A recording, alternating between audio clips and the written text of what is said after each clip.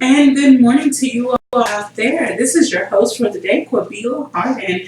Thank you all for joining Community Conversations on KLK 102.5 FM. Today is Tuesday, August the 30th, and my special guest today is Dr. Bowyer. Did I say that right? Close enough. No, I please. say Bowyer. But Bowyer. It is. It's B-O-W, Bowyer. I apologize. That's okay. And he is from Arkansas State University. He is the Dean of the College of the Fine. Is it Fines? Well, I'm sorry. I'm screwing up all. No, you're right.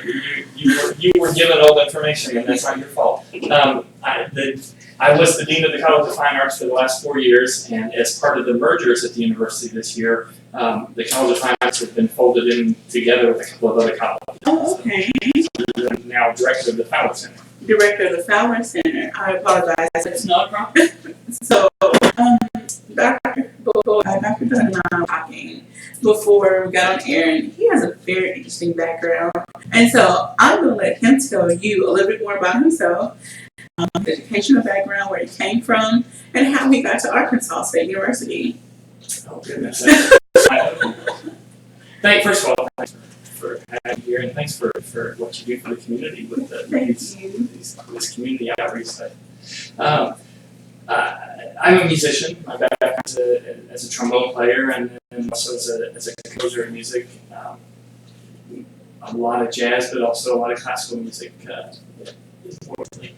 And I grew up in West Virginia, but it was a long time ago. I spent 20 years all over the world in 7 different time zones as a musician and a music teacher, including overseas and in the Caribbean and so forth, and playing on some cruise ship things. And then settled in Huntsville, Alabama, about 18 years ago, and spent 4 years at the University of Alabama in Huntsville as a music professor and chair of the department here. And came to Huntsville just over 4 years ago as Dean of Fine Arts. Okay. Working with the music department, the art department, and the theater department. All 3 of which still exist, even though the college doesn't. Those 3 departments are now part of a larger college that includes also the departments from media and communication and humanities and social sciences all together in a college to be named later. Okay. Arkansas State is ever expanding and growing and changing, so it's exciting things to do on that. I can just imagine. I haven't been on campus in years, so I don't even remember. And I can imagine I probably wouldn't even recognize. Well, just remember you can't get there on camera. Okay. Okay. Yes, they've changed a lot of the ways that you can get in and off campus. So. But it's there's an awful lot going on. Okay. Not just football. That's and in right. fact, let me tell you about some of the art stuff before we get off the air today. Yes, that's definitely what we're going to talk about. I am a lover of music, all things music, all kinds of music. I can't play any instrument or sing. I still have an appreciation for music. And all things arts, I love theater as well. So I want to get into what do you do specifically? I know you probably wear hundreds of hats with your position, but give us a list of the things that you do specifically. Well, I have to wear a hat anytime I'm outdoors to avoid the sunburn. That's just me wet outdoors. Anyway, what do I do specifically? In my new position, I just started a few months ago. I'm director of the Fowler Center. I'm also a professor of music, so I am teaching the music class and doing some work in the music department with accreditation and working on that. But also at the Fowler Center, which is our performing arts center that probably most of the community knows, but it's the Fowler Center is up there beside the Convocation Center and down across several parking lots from the football field. It's in that big area by the baseball field. Okay. Anyway, the Fowler Center is where we have the Bradbury Art Museum, major professional art museum with traveling exhibits, local ones as well. Some wonderful stuff. We have the Riceland Hall Concert Hall, which seats almost 1,000 people, 970 people or something, and has touring professional music groups, and also has an awful lot of music concerts from the State Department of Music, and a lot of other local things that use the hall. And the drama theater that seats some 350, I believe, and our theater department has productions in the drama theater 2 every semester. Two, okay. So it's just that. Plus, of course, everybody knows there's also the Grand Hall is the space in between the Drama Theater and Riceland Hall, and it gets used a lot for dinners and luncheons and more stuff than it probably ought to be used for. Okay. But it's a big part of the community, and we're pleased to be part of the community and to help support. That's wonderful. Thank you. And like I said, I was reading through your bio, and I really want you to share, some of your background with the listeners and viewers, because I need them to understand why you do what you do, because you have, just reading through the list of accomplishments, you have a passion for what you're doing now. So not that you're boasting or bragging, but you have a right to boast or brag. So please share a little bit of your background, some of the countries you've been to, the things you've done. Okay. Well, my background, as I mentioned, is music. I started as a trombone player when I was in 6th grade, like a lot of people started playing instruments in 6th grade, and it clicked with me. And if I'm completely honest, I think more than the music is very important to me, but I think the being the center of attention, being on stage and having an audience, I think that's also an important thing for most performing artists. I know some who would insist otherwise, but and that's fine for them. Anyway, so I majored in music in college and went to a master's degree. I spent some time playing trombone with a couple of different road bands, traveling around the United States and to Asia a little bit, and then went back to work on a doctorate and at Northern Colorado. And later, somehow, as part of that, when I was working on that doctorate, I got involved in arts administration a little bit. It's putting together a jazz festival and a jazz camp and things like that at the university. And so for the next, 13, 14 years, I went back and forth between arts administration positions and music teaching positions and performance positions, kind of, all three of those different things. And around the world, I lived in Sweden for a couple of years and taught music there. I lived in Chicago, where I was working with a nonprofit arts music organization, and taught at the University of Virginia, and spent some time on cruise ships playing as a trombone player. And one of those sank, but the other 10 didn't. So another story, sometime.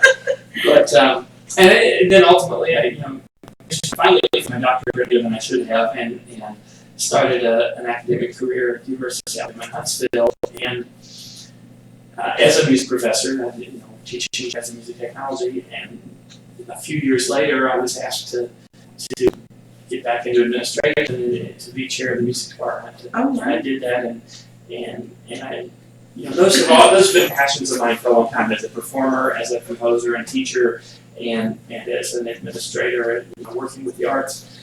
So it seemed like a logical progression then to come here to Jonesboro as Dean of Fine Arts, because that passion that I have for music is, I realized, is really a passion for all the arts. It's if any listeners have heard me talk at Rotary or Kiwanis or any place like that recently, I say the same thing over and over, but we talk a lot about the value of the arts in newspaper articles and things like that. And one of the things that always comes up is people say, it's important to have the arts in our schools because kids get higher test scores if they're involved in band or choir or something.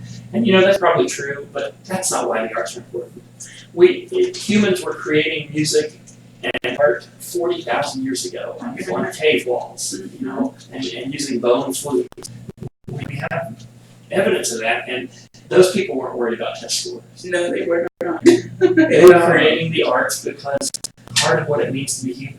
And that's why we need to teach the arts and celebrate the arts and go support the arts as either creators or creators. And that's one thing that can bring all people together from all walks of life, Absolutely. All age groups. If you start playing a beat of any kind, you get someone's attention, and then it eventually just draws larger crowds. And before you know it, you're standing next to someone who doesn't look like you, not the same age as you, but you're still enjoying the same thing. Absolutely. So that's one of the great things. I did see one thing in your bio that was really interesting, that you taught children from kindergarten age all the way up to now college age.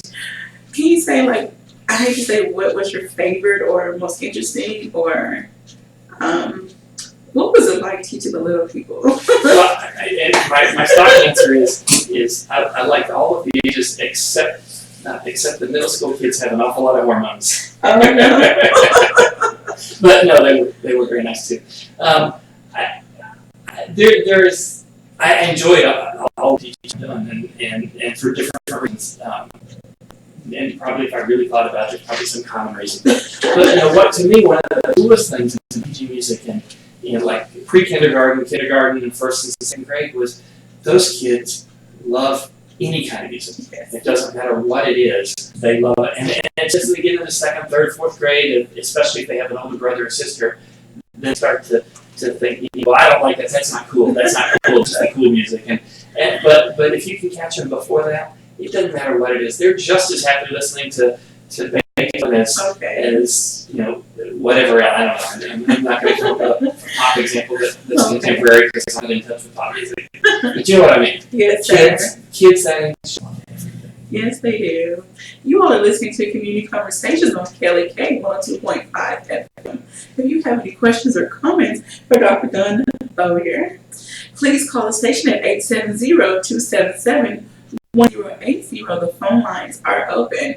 We're going to continue our conversation because Dr.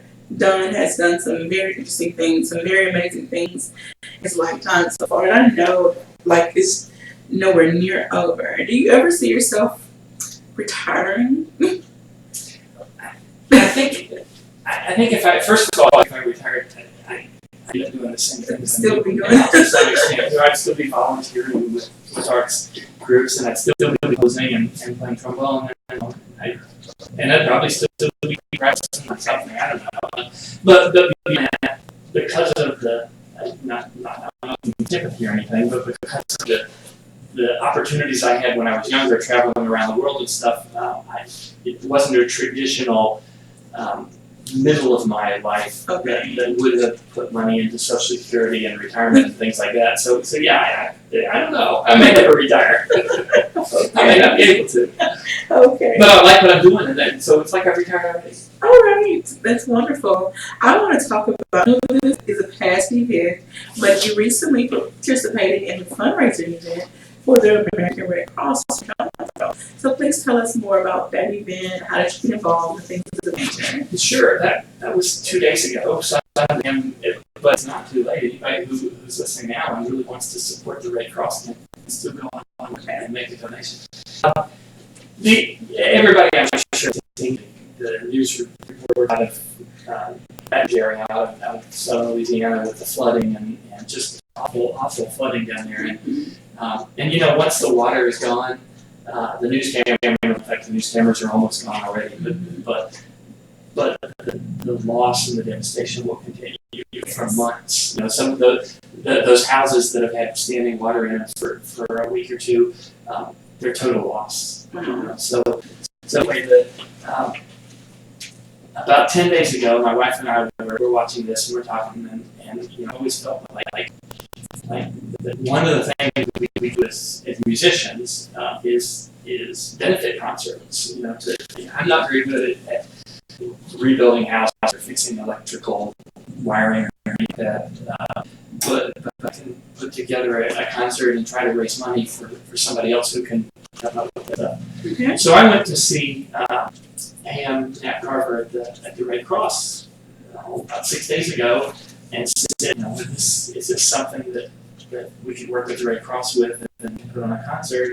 And she immediately said yes, and gave me a whole bunch of good connections and good ideas and stuff. And we talked to the people at First United Methodist Church, and they volunteered to let us use their hall at the Wesley Hall.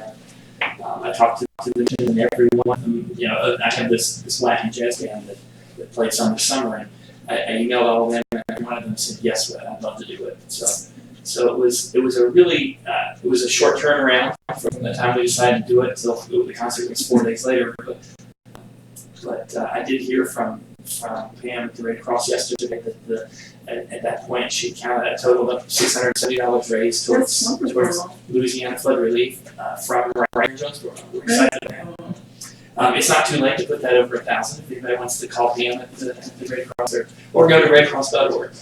Okay, as many of you may know that follow the show, we actually had Pam on several weeks ago, and she talked about several projects that the Red Cross is doing. And she did talk about one project that was birthed out of, I guess you say, the idea came from when Hurricane Katrina hit, when they had another major flooding issue down in Louisiana, how children were taking things, put them in the pillowcase. And so they have a pillowcase project. So please consider making a donation to the American Red Cross. Go to their national website and make sure your money's going, I can say going not just to Jonesboro, but the Jonesboro offices are helping those in Louisiana and other states that have dire need. So please consider making a donation. It's never too late to make a donation to help those in need. And like Dr. Dunn said, once the water is gone, the cameras are gone, the devastation is long lasting. Yeah. Those people are going to need help for a long time to come. And you know, Pam and I talked about this. We don't know where the next disaster will be, but there will be one 2 weeks from now somewhere. Yes. Probably. I hope. Well, with this weather ever changing, you never know if it's going to flood or tornado or whatever. Or an earthquake or whatever. Yes, sir. So yeah. So I think it's unfortunate that when we put together a concert when we had Sunday, it's short notice, but you know you really can't plan. Okay, 2 months from now we're going to do a benefit concert for something. Yes. You know? It just has for the moment. Yeah, it does. So do you have any other projects planned? Any other community events? You or your band have anything planned? No, the band that I have is doesn't have anything scheduled right now, but if anybody calls, we'll listen. All right. Anybody wants to have some? So what is your session like? I want you to people know what your specific, or do you have a specific genre? I'd say genres. For me, it's classical music and jazz music. Classical and jazz. But specifically in the last few years, maybe 10 years even, I've gotten very interested in Latin jazz. I've been to Cuba legally four times in the last 10 or 12 years, and trying to learn more about Afro-Cuban music and you know, and the roots in the percussion, the dance, and how all that fits together and the music. And that's very interesting to me. And that's certainly not the only thing I do, but that's one of the things I'm really passionate about. Okay. All right, and he does have a CD. Well, is it your CD? Or? Well, it's a CD by Ensonic Records. It's called Brazo, and they took 8 composers to the last November. I was one of those, and recorded music that the 8 of us had composed. It was American composers having their music recorded by Cuban musicians, and it was the beginning, well, early on in this thawing of relationship between the two countries. And so that CD is out now. Only one of them is mine, but I think it's a wonderful 2-disc CD. Okay, well we can't do promotions like where to buy, how much, but do check it out. It's called Brazo. And we'll have some information on where you can find the CD. I'm sorry, we can't give out that other type of information. That's okay. I did want to ask, I see that, and even though it's a little to your personal business, it was on your bio, that you were a foster parent. You know why for foster parents? We were when we were in Alabama. We did Okay. for I think about 6 years. I don't have that bio in front of me, but I think for about 6 years we were foster parents and had some children that stayed with us for the longest of one stayed with us for a full year. Some of them were just with us for 2 or 3 days. It's fill in. So I think it was a total of 17 or 18 kids in that. Did you teach them music or fine art? I mean, any of the fine arts? We did informally, and this one little 5-year-old who came to us and stayed for a full year. She was taking piano lessons while she was with us, and she was very interested in music. before she started taking piano lessons. Okay. And she got very stubborn when she started taking piano lessons. I mean, of course, so many parents have experienced that. What is it about the piano? It's like one minute they're interested, the next minute they're like, I don't know how to do this. Well, I think it's the pressure of the parents. I think and I was guilty. You know, we got to back off and let them enjoy it. Okay, we're going to get ready for a break here. And when we come back, I'm going to go through some events that are posted in this Fowler Center brochure. So thank you all for listening. We'll be right back after this break. Community Conversations on Kelly K 102.5 FM. Okay, mic's off, but the camera's still rolling. Now, did the background track change at a certain time, or did you press a button to change it? So they let you know what it sounds like. Yes, and then there's the timer. I like that. See on the bottom? Yeah. There's a blue, well, not blue now. 12 but, seconds. So it, that's when I'm looking this way, I'm looking at the timer, trying to make sure that, because whether I'm talking or not, the next thing is wrong. When I first started, I would always get caught by the music and timer. I was like, okay, so I'm getting better. So the next red one is us. Yes. That. It'll, Join, yeah. yes. And then we're going to talk about what? Just I don't know why he that's the background, the background music. Okay. Yeah. Okay, very cool. I've yet to learn all things like music, like the programming. Mm-hmm. He hasn't taught me that. I'm sure we're working. You're good. We're working on it. Because he's like, one day this is gonna be my show. Mm-hmm. I'm like, hey, thank you. I always saw myself doing something way different. Like I said, sociology, social work is my initial field of interest. Yes. Thank you. I do write poetry. Do you? I like to perform, so those are the arts.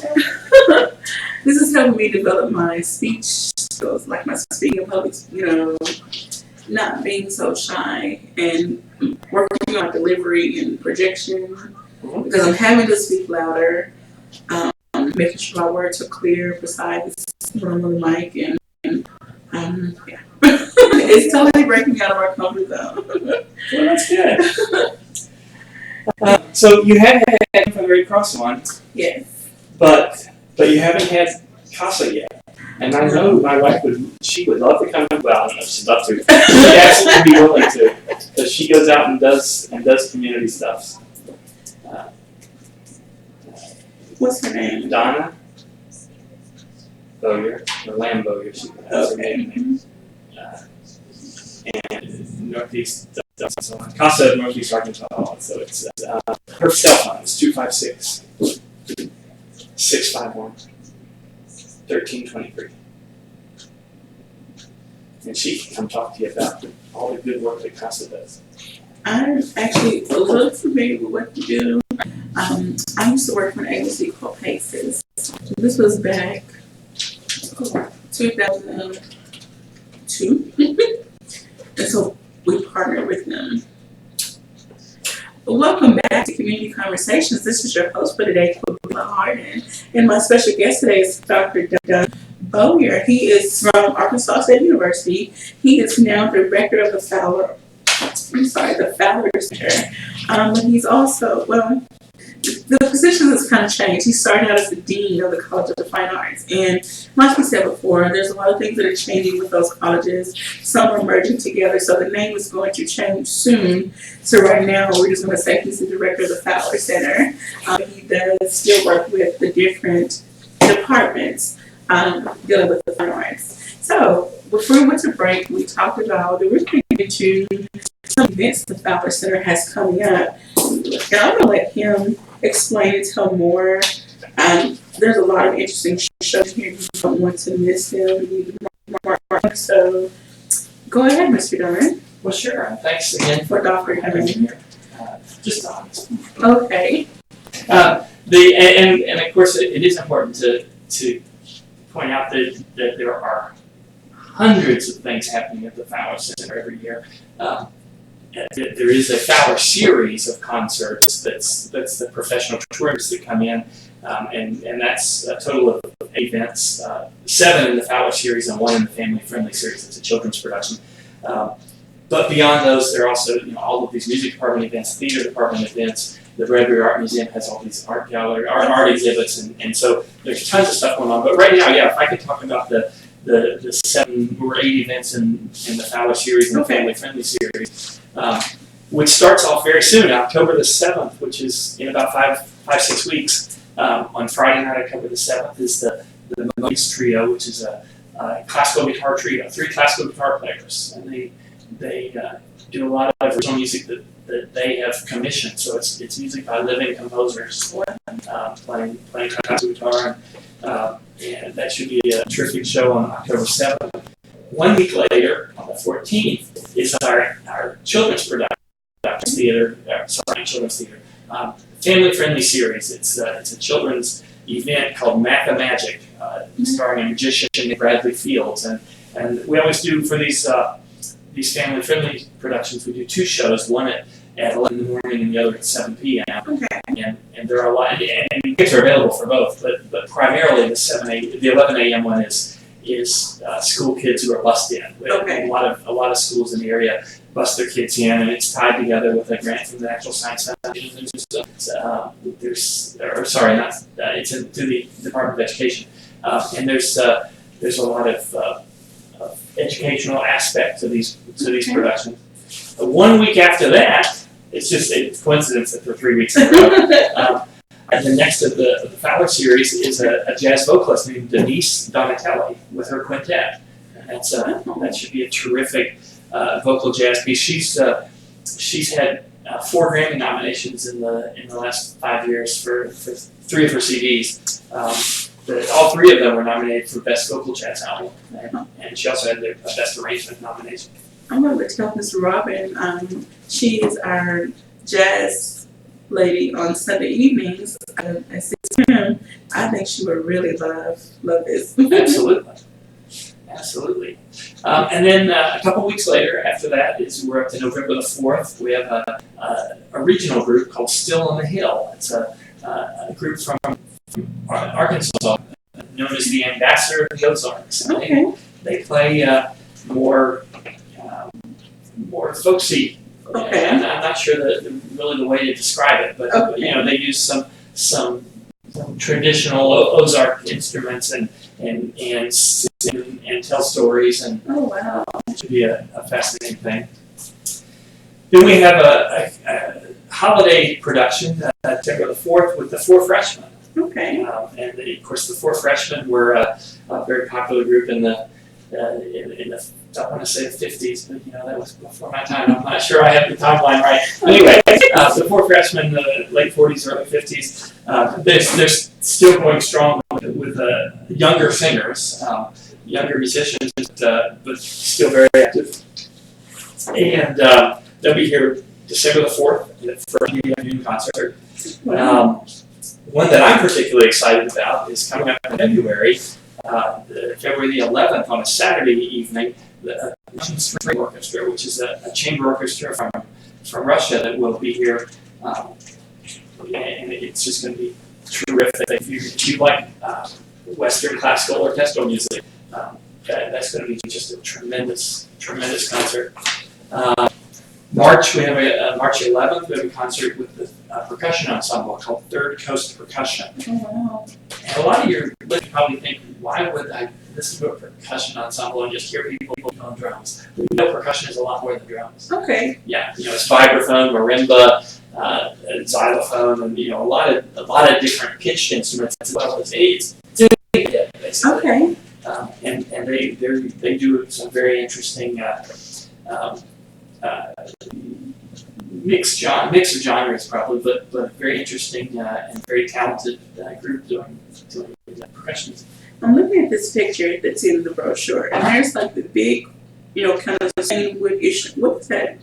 What is that instrument? The largest one there is a marimba. I bet that has a very interesting sound. It does, yes. So when people when you hear percussion, don't just think drums. Think That's right. of anything. But they do have drums, but they have other things as well. Okay. They'll hit on things like brake drums even. Oh, Which, wow. doesn't seem like a drum. But, Okay. but yeah, all kinds of pitched and non-pitched instruments. So mark your calendar for that one.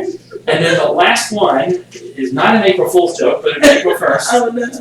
And it's an evening with Daly and Vincent, which is they've been dubbed the rock stars of bluegrass by CMT. Okay. So this is a bluegrass duo that I personally am not an bluegrass musician, but I'm told that they're extremely popular in the bluegrass world, and the ticket sales for that concert are much further along than the others. So if that's a concert you desperately want to hear, don't delay. That one very well might sell out. Oh my goodness. So those are the concerts in the Fowler series and the Family Friendly series. Okay. So everyone mark your calendar. Where can someone pick up one of these books? They can get it from the Fowler Center office. They Okay. can get it from the music department office, the dean's office for the new college. We don't know that. I heard someone at the college of this, that, and the other. I like that name.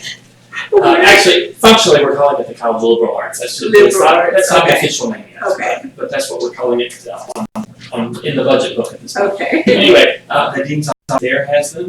I'm not sure, but I think the box office has some over in the Convo Center. And where is the college of whatever? Where is it located? Brand new building that if you try to go up Caraway and there's railroad tracks and you can't cross them, but if you stand there on those railroad tracks and look straight ahead, it's that brand new beautiful building that just opened a year ago it's called Humanities and Social Sciences. Humanities and Social Sciences. And it has a beautiful, right there on the first floor at the main entrance, there's a suite for the administrators for that building plus 4 other buildings now. Okay, excuse me, thank you. I wanted to ask, as I was looking through the brochure, even though most of the performances are specific to one type of music, from your experience in Arkansas State, have you seen some students play around with crossing over or intermingling different genres or different types of music? Have they put on any shows? Not so much on campus. Well, certainly we have things on campus that mingle jazz and classical and jazz and classical and other genres to some degree, but they're pretty much they pretty much all focus in either classical or jazz or one or two of them. But certainly some of our students have been very active in the community with other groups, playing at local clubs, rather than bars. Okay. Restaurants, I think we call them the restaurants that serve alcohol.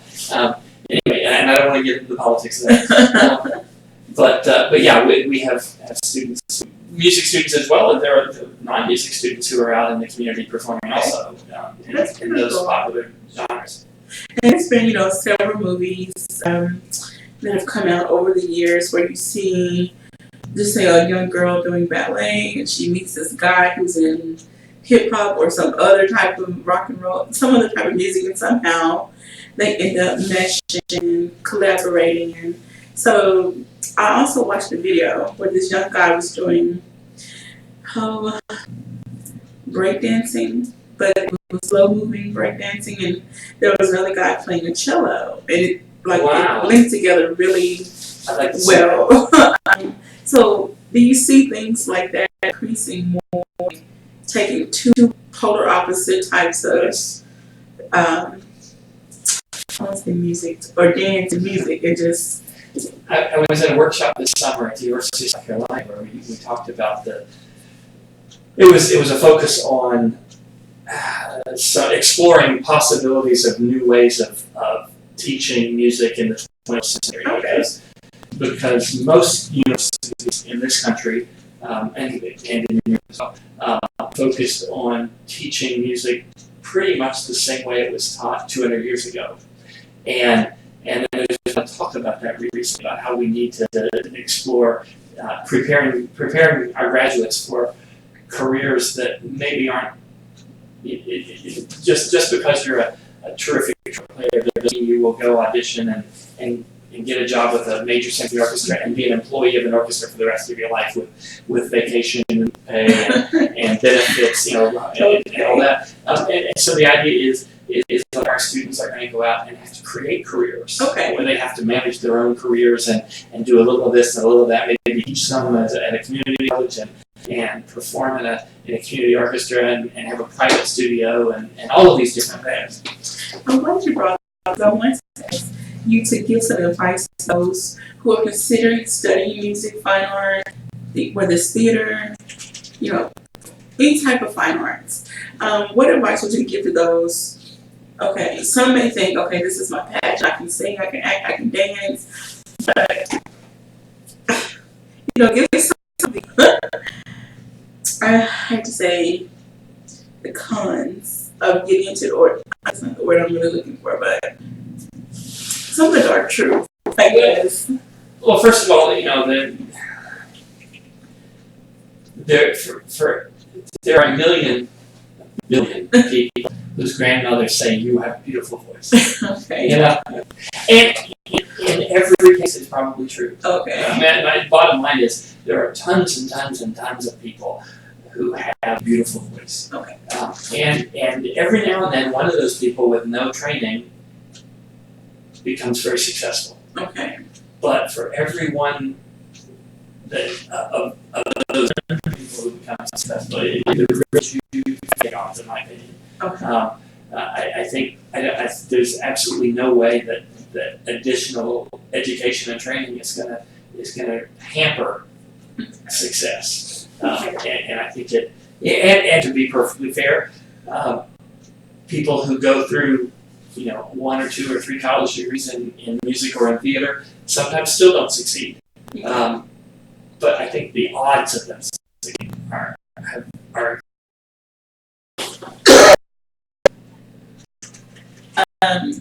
and there are a lot of people, like she mentioned in church, that can really sing, but if they don't either believe themselves or have a true love for it, and performing in front of lots of people, then you can't push them. Have you ever, during your teaching time, have you ran across these students who you thought that their parents or families pushed them into that field? I haven't run into anyone whose family pushed them into the arts. Okay. I've run into a lot of people who, as students, were pushed away from the arts. Oh. And I might get myself in hot water here, No. but I'm going to go out there anyway. Because I agree completely with Ms. Norman. I agree completely about the passion part, but I would expand that to say in everything we do. And when I was department chair at the University in Huntsville, Alabama, with some background, Huntsville is because of the NASA base there, Huntsville has an awful lot of engineers. In fact, they say, I don't know if it's true, but they say there that there are more engineers per capita in Huntsville than anywhere else. Because it's 300,000, it's not a big city. But there are a lot of engineers. Every eternity, I used to tell people you could throw a rock down the street and hit an engineer, and who hasn't always wanted to do that? Some of my best friends are engineers. Anyway, but repeatedly I would meet engineers who were really passionate about music, and in talking to them, they would tell me that they they were making a pretty good living as an engineer, but they really didn't like what they were doing. They weren't happy with what they were doing, but they were doing it because their parents talked them into it. And I had 18 and 19-year-old students who were engineering majors, and they were playing in my jazz band. I directed the jazz band. Okay. And they hated going to school as an engineer, but the music was what made it work for them. I certainly we need lots of engineers, and if people are good at it and enjoy doing it, they should. Okay. But I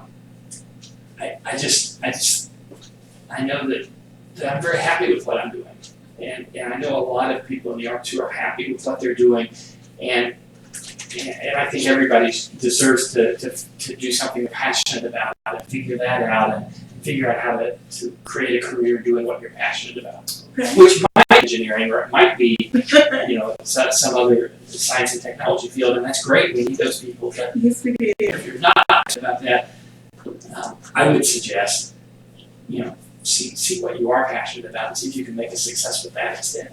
So, are there professional advisors available before someone even signs up for these courses?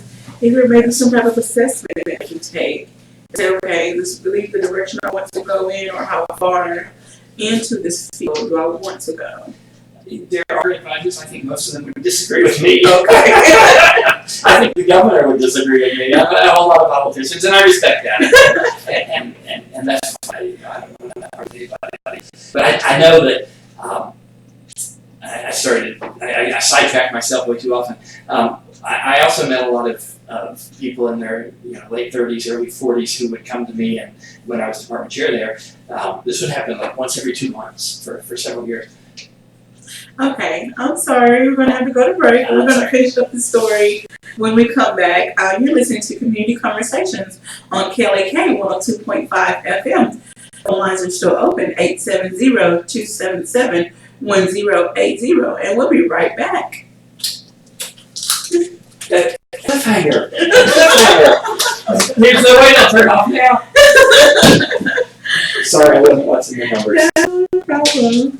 Because I want this to be a casual conversation, not some stiff interview. Like, I tell all of my guests, okay, this is just a conversation where, like, we're sitting having a coffee or something. Well, you should do this. That's what I mean. That you really make it so easy. Well, thank you. And I don't want it to feel like. And I like the structure. The station manager, when he put all this together, like, no one's here overnight, but the program still runs. And so he spends time programming the announcements and the songs and timing and all of that. And so, wow. Yes. The station runs strictly on volunteers. Like, he doesn't even get a salary. The station is a profit. And so he spends a lot of time doing a lot of things. And he's like, I wish I had more years, like, especially a person doing more administrative stuff, right, answering the phones, doing paperwork, emails, and that's hard to get volunteers for that, though, isn't it? Yes, most people want, like, what are you going to pay me? What am I getting out of it? How am I going to pay my rent if I'm doing all my time here? So most of the other radio personalities, we have 2 ladies that come through the week. Now they have other jobs. One goes to school and works, and then she does a show for like 4 hours.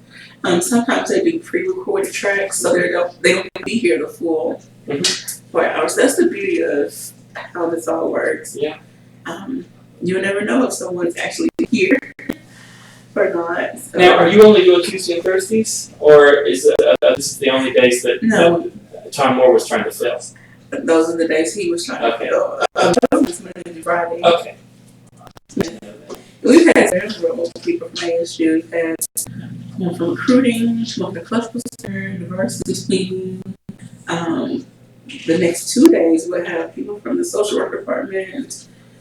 We've had people from all over. And then we're going to be gearing up for our local campaign, the candidates for the mayor, sheriff, and aldermen, and all of that good stuff. You know who else would be really good from the university? Would be somebody from nursing and health professionals. Okay.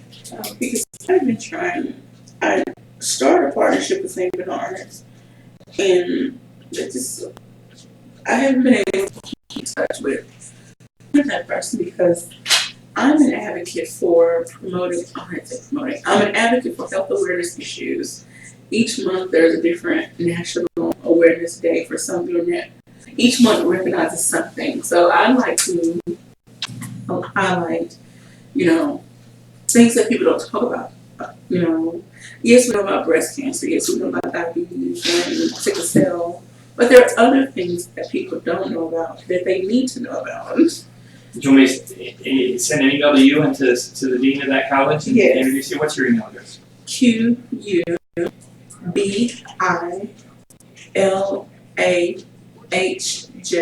at Yahoo. Mm-hmm. Okay, and it popped up. Okay, I got an email from you. What time I got?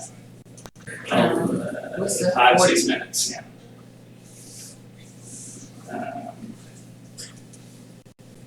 KLEK.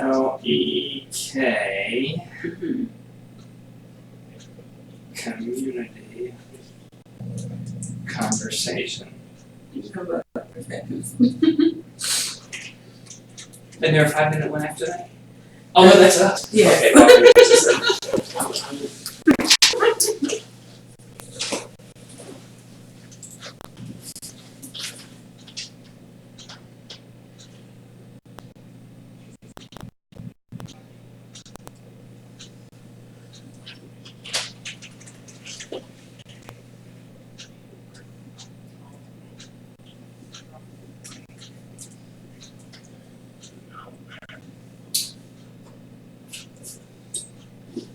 All right, welcome back to Community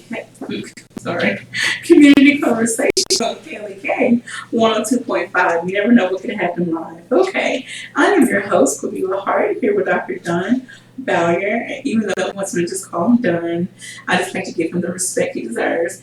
And before we went to break, he was telling us a story. I really want him to get back into the story he started. Boy, that's been 5 minutes ago. Oh, sorry. I think the point I was getting to was I had frequently have had young adults, in their 30s or